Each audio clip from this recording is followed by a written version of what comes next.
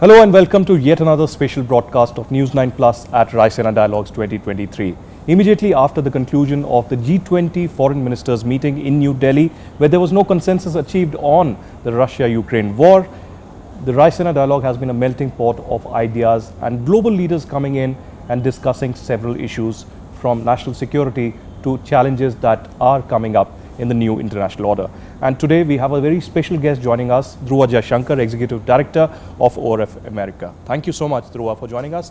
I want to begin by asking you about Raisina itself.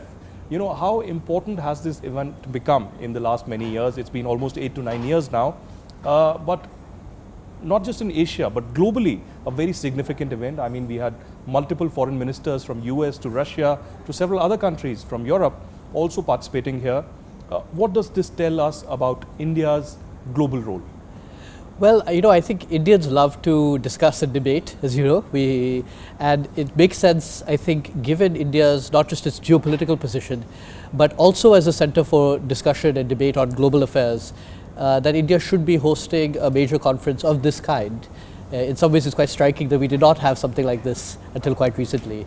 So, the Raisina Dialogue has only come up in the last few years. It was interrupted a little bit during COVID. And yet, I think the convening power is, I have to say, even though my colleagues have been involved in organizing it, has been quite remarkable. We had the Italian Prime Minister, of course, giving the keynote. Prime Minister Modi sat in on that. But we've also had, just today I was sitting with the military leaders from the US, UK, Canada. We have foreign ministers from Armenia, Uruguay, from as far away as Latin America. You have business leaders, Bill Gates, several other corporate leaders here. So I think the fact that you can have Kevin Peterson, the cricketer, so I think the fact that you can have this sort of melting pot of ideas, people around the world, large African presence, large Latin American presence, really is a testament to India's convening power. Well, even as we have seen this growth of ORF, on the sidelines, parallelly, there's been a growth of a reimagined foreign policy of India. Prime Minister Narendra Modi has put this India's power push globally. And recently at the Bali summit, he spoke a phrase that has been quoted globally, which is that this is not an era of war. And even through this Russia-Ukraine conflict, India has been, again, a center stage of all powers, from Russia to US to, in fact, Ukraine, Zelensky, Putin, and Biden, continuously speaking to Modi. What does this tell us about India's foreign policy and, in future, India's global role? So, I think we are living, as they say, in interesting times. We're living in a time when the global geopolitical forces are shifting in some fundamental ways, and this will have, we will look back, I think, decades from now on some of the key decisions made, not just in India, not just by India, but by the world's major powers in this time period.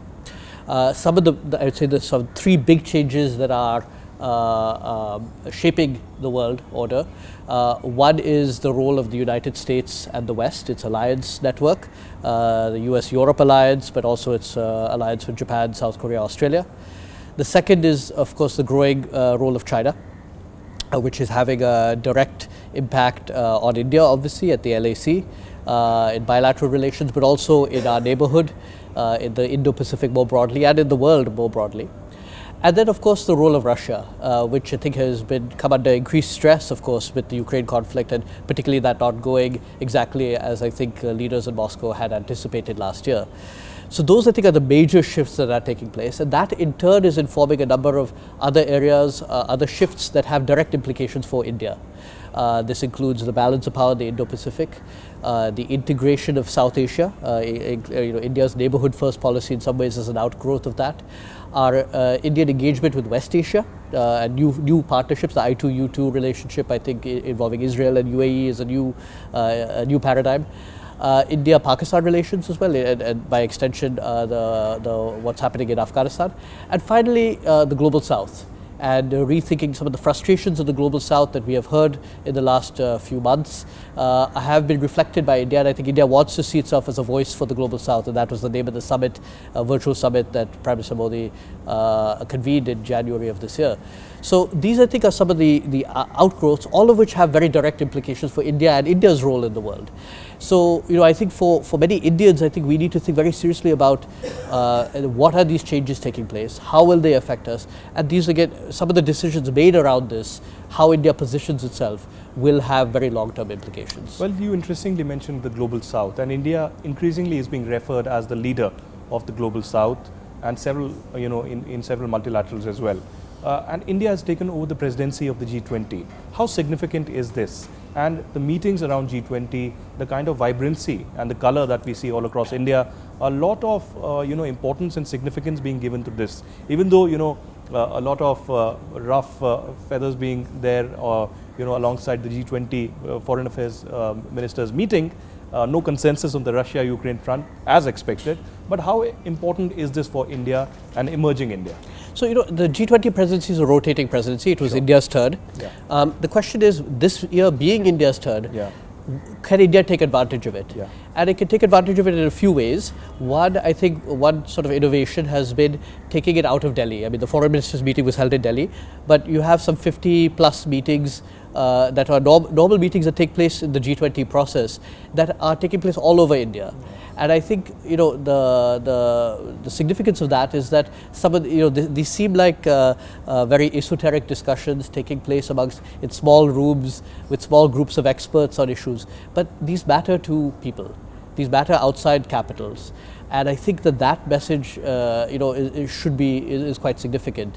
Food security matters to people. Debt sustainability matters to people. So I think that these are some of the issues. I think that by taking it out of Delhi, out of the major metro areas, it gives the G20 a more relevance to the average voter, the average Indian, the average consumer. So that I think is one aspect of it. The second I think is India has positive relations really with all of the G20 members, maybe barring China, where we have much more fundamental differences, and leveraging those good relationships with the West, with Russia, with other emerging countries, Indonesia, Brazil, Saudi Arabia, to achieve consensus on some key issues. Now that consensus is elusive. India can be the gathering point. It can try to build a consensus, but ultimately it is up to all 20 countries to also work with India. And unfortunately, I think what we saw so far in the finance ministers meeting and in the foreign ministers meeting was, at least on the Ukraine issue, Russia and China held out on the formulation that had been agreed to last year at Bali. Whether this continues until September, until the summit, we will see. A lot of it may depend on the situation on the ground in Ukraine. Since the beginning of the Russia-Ukraine conflict, India has really set the bar high. From the Operation Ganga that really achieved significantly, rescuing close to 21 to 25,000 medical students and others, to in fact India taking a very neutral stance, giving importance and legitimacy to talks, diplomacy and peace negotiations, and not choosing one bloc over the other. But there's been a lot of bullying that's been happening as well, and perhaps for the first time, we didn't see this earlier. The External Affairs Minister has called out this bullying several times while speaking in Europe and several other forums. Again, what does this tell us about India, and what do you think about India's neutral stance? Is this a very pragmatic, a calculated, yet a very risky position? I think on any decision, particularly one of great significance, you have to take into account what is your interest, right? And nobody can define your interest better than you yourself. And that's true across the board. So I think, in this particular circumstances that had to be made. India has very good ties with the West, and they're growing, if anything. And last year, despite the Ukraine war, I think we've seen relations with the US and with Europe intensify. At the same time, India has good relations with Russia and partnership. So I think, that sort of informed India's position to a large degree.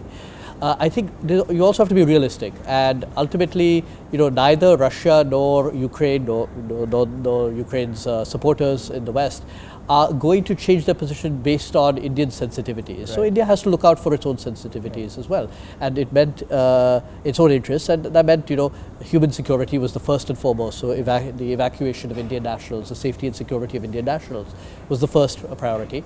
I think the energy, food, fertilizer shortages that have come is another set of decisions have had to be made around that.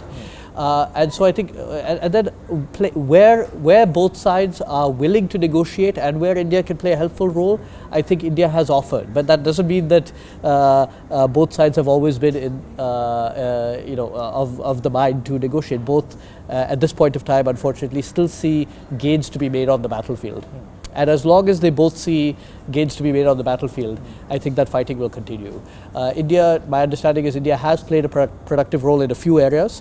One is some of the grain shipments that have continued, where Turkey and the UN largely played a role in brokering an agreement, but India did play a helpful role. The Bali summit, ensuring a consensus there, and I think that was very much welcomed by many of the parties, that India helped broker a consensus. On the concerns about attack on nuclear facilities, I think India also weighed in on that. So I think there is a room for India to play a role where there is an appetite for negotiation and when there is an appetite for negotiation. But I think we also need to be realistic. Dhruva, you've been based in Washington, D.C. and you've been watching closely the India-US ties that have gone from strength to strength. We have important defense ties, we have trade ties, we have, on education we've been doing a lot. But there have been these, some rough patchy areas as well, including Russia, Ukraine, including Iran, and a few others as well. And this year is significant because Biden and Modi would be, coming together on several occasions. How do you see India and US ties building from here? So, I would say it's largely a productive relationship, and you mentioned some of the areas. In fact, I think we, if anything, are adding to the areas of cooperation through the Quad, through I2U2, through ICET, which is a new technology national security and technology dialogue that was started in January by the national security advisors of both countries. There's a new commercial dialogue. In fact, the US Commerce Secretary is going to be here in a week or two to get that started. So CEO dialogue is resuming. So there's a lot of, the number of touch points beyond, not just the leaders, but at the ministerial level, across multiple ministries is quite significant and quite encouraging. There are differences, and I think there will always be differences between the US and India. We're both democracies, both have changes in leadership, both have strong debates and strong voices outside of government that sometimes add to those differences as well. So I don't see those differences going away. Some of it is on relatively minor technical issues. Trade remains a sticking point between the two countries. It's not as politicized right now, but there are still some major differences. Russia, I think there are different approaches to Russia. But there's today, I would say, a year on from the outbreak of war, there's a greater understanding in the US, at least in US government circles, of India's position. Greater understanding there, even though there will continue to be differences. Iran previously, but I think that today is less of an issue. Pakistan remains a point of difference. I think there's still a fundamental difference with how the US approaches Pakistan and how India does. Again, those differences have narrowed but have not completely gone away. So I think those remain. On digital issues, I think we will have some different, not unmanageable differences, but different attitudes to how to govern the digital domain. So these, I think, will remain.